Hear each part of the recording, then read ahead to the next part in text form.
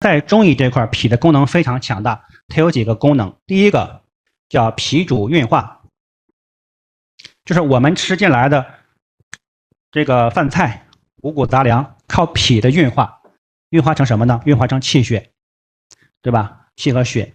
那第二个呢，叫脾主生清。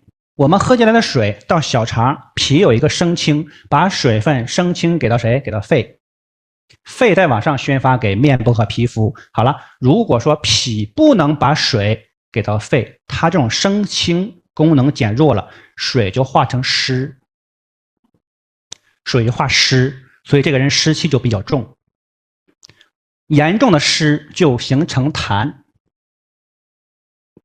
基于哪儿呢？基于肺。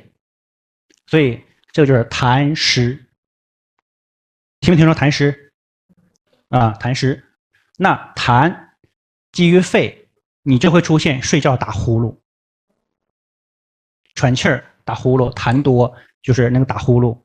那哪来的？脾运化不了水了，湿气过多，基于痰，形成痰基于肺。那痰基于肺以后，就会有哮喘。身边有没有哮喘的？